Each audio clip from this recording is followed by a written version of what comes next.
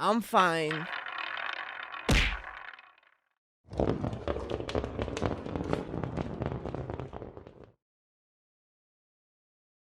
This is Joe Pugh for IFL TV. Gareth, it's Monday night, Monday after the weekend before. I saw you yesterday in Bournemouth. We'll get straight to it. Willem Smith, his first defence of his WBO cruiserweight title against Mastak. What did you make of that fight? Well, he had a very tough time between rounds 3 and 6. He started well, but frankly, I thought he was getting beaten up between rounds 3 and 6. Mastak was using his experience and toughness, but Willem Smith's got massive cojones, came through it very well, targeted the body.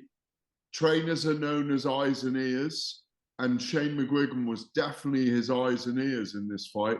Told him to target the ribs, where he noticed that there was a spike in the ribs of Mastak. He'd seen it in fight week and said target his ribs, and sure enough, knocked the wind out of his sails, broke his ribs, broke his damaged ribs again, and Mastak couldn't breathe, couldn't come out for the 8th round. Job done.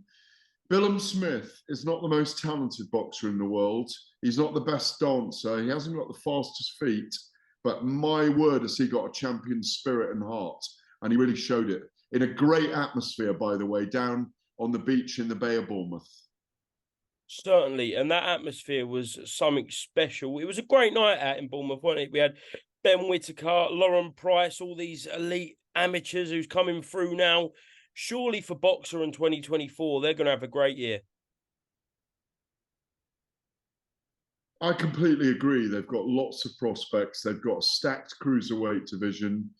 They've got Riakporhe, they've got Coley, they've got Willem Smith with the belt. They've got Jaya Pattaya without a belt at the moment. Who knows whether he might come over? I know he's promoted by Eddie Hearn and Matchroom, but there's a fight to be made as well. I expect Riakporhe will meet Willem Smith at the the Affinity Stadium, is it?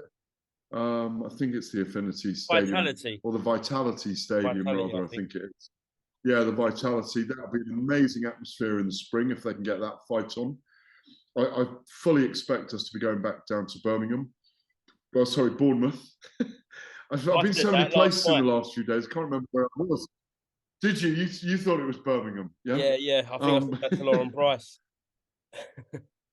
Yeah. So, we got Dan Aziz and Joshua Buatsi fighting in the new year. We've got Tasha Jonas and Michaela Mayer fighting. It looks really good in the early part of the year already for boxer. Fran Hennessy, you could mention as well. What an exciting prospect she is. Had a great catch up with her after second pro fight and victory on Saturday night. Great catch up with Mick Hennessy and his crew. Always great to see Mick. Have to keep mentioning the man that first promoted Tyson Fury, Carl Froch, Darren Barker. Mick's an unsung legend in British boxing. Talking of which, I'm delighted for Jane Couch that she's been inducted into the Hall of Fame. Literally, before you were born, she was out there doing her thing, and we were covering her story, taking the Boxing Board of Control to court, to the High Court over the fact she couldn't get a license. And they had a very Procrustean system back then, Pugsley. They were Luddites, my friend. They were Luddites. They didn't know what women's boxing even was way back then on the board. And she fought them and she won it. And I remember her debut at Caesar's Palace in Streatham. It was a nightclub in Streatham called Caesar's Palace in South London. That was her debut. But Jane was a great character. So pleased she's in the Canastota International Hall of Fame. But back to Bournemouth. Yes. And it was a rollicking night. The fans are amazing down there. That room, the International Bournemouth Centre, the Bournemouth International Centre. You've been to the Hulu Theatre at Madison Square Garden, haven't you? I haven't, Gareth, but I can imagine it's like that. It's very similar. It's one big banked area of seats and the ring pushed up against the wall. Brilliant atmosphere, great walkouts. Ben Whittaker, so much to come from him. Sugar Hill Stewart thinks he's got a diamond on his hands there. Tyson Fury's trainer. Yeah, great stuff. Boxer have done very well with that group of fighters. They certainly have. And just what kind of 20 hours before, we saw what could be a breakout performance for someone entering a pound-for-pound list in Devon Haney. We've seen Devon Haney fight Lomachenko in the past. We've seen him fight George Kambosos, but could he do it up at 140 against Regis Prograis? What did you make of that performance? Because that was something special, wasn't it? It was quite brilliant. It was almost what I expected. I think it was very good matchmaking. It was majestic. His shapes reminded me of Mayweather at times. He was very clinical. Obviously got the knockdown as well as the shutout in terms of the points. Very, very fine performance. Now, in the next 2 years, we've got to see this guy against Teo Lopez, Ryan Garcia, Gervonta Tank Davis, and Shakur Stevenson. And I think his style suits Teofimo Lopez. I think his style suits Tank Davis as well. But I think he and Shakur Stevenson could be the fight of the generation. Really good. The fight of the generation. And if Devon's built into 140 by then and has maybe been gone up and had a 147 fight as well, that's going to be the jeopardy for Shakur Stevenson when they step into the ring together. But it was a brilliant performance. Thought Regis Prograis was magnanimous in defeat as well. I fully expected, we spoke last week, didn't we? I fully expected Haney to win, but the manner of the victory was imperious. It certainly was. And you mentioned Floyd Mayweather's name there. Is it too far-fetched to start comparisons between the two of them? Yeah, I mean, Floyd Mayweather, what was it, 7 weight divisions in the end? Or five to 7 weight divisions. I'm so tired, I can't remember right now. But he was a multiple world champion, undefeated, over 50-odd fights. You know, he fought a score of world champions. Is Devon Haney going to be mentioned in the same breath one day? It's possible. He'd have to beat those 4 that I just mentioned and probably another 4 after them coming through. The Keyshawn Davises of this world maybe go up and face a Terence Crawford even. Beating Errol Spence at 147. He's got to do all those kind of things first. But he does seem to have the ability, and he really grew into 140 in a brilliant way. He may well grow into 147 as well, because he's still a very young man at 24. And he looks like he's even got growing to do. So no, it was we did watch a masterclass from a brilliant young boxer. You certainly did. And just very quickly, Gareth, just a couple of things I want to pick your brain about. I know we haven't got long. Today, quite a bizarre rumour entered the boxing mill that Tommy Fury might be fighting Roy Jones.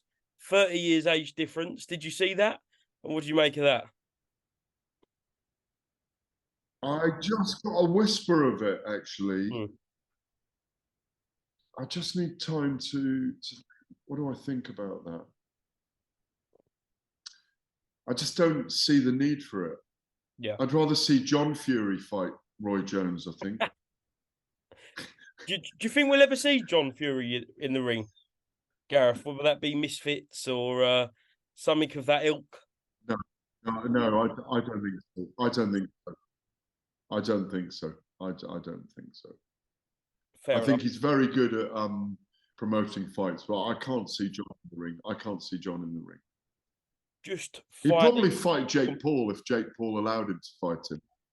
Yeah, that'd be pay-per-view, wouldn't it? We'd all watch that. I don't know what we'd think about it, but we'd all watch that.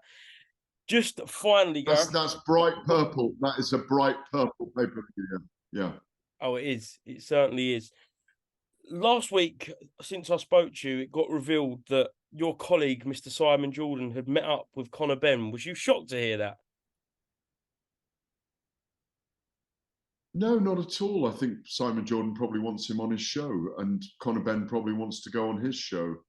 Conor Benn's got to try and get out there in the media if he wants this fight with Chris Eubank Jr. to happen. And if it isn't Chris Eubank Jr., who's going to be the big money fight?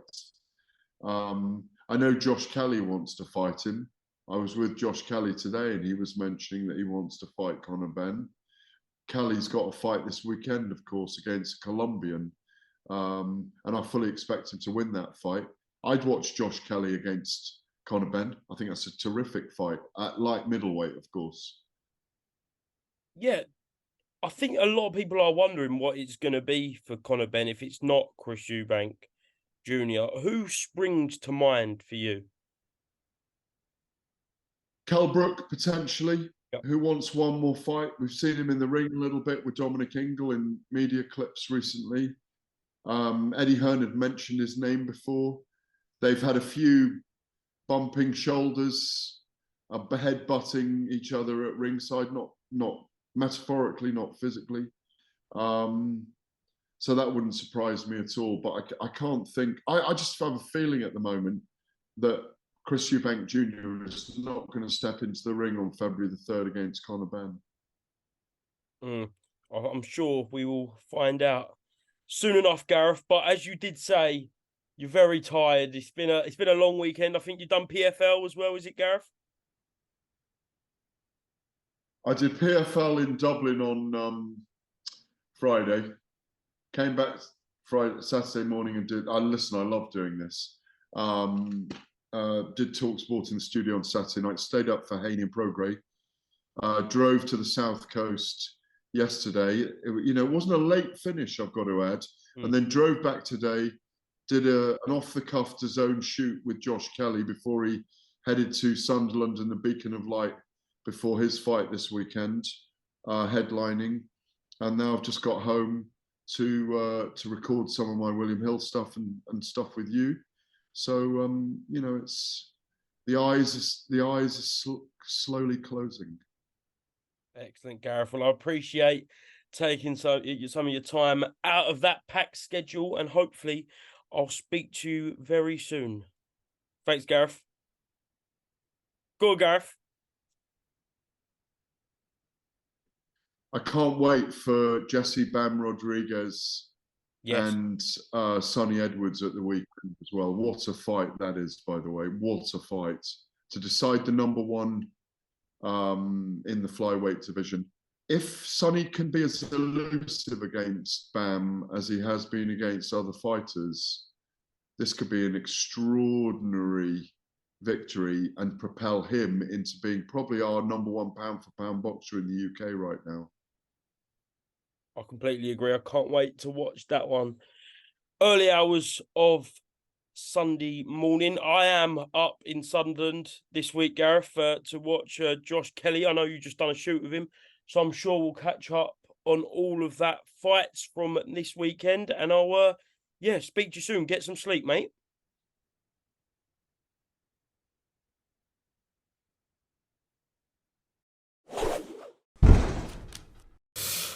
I'm fine.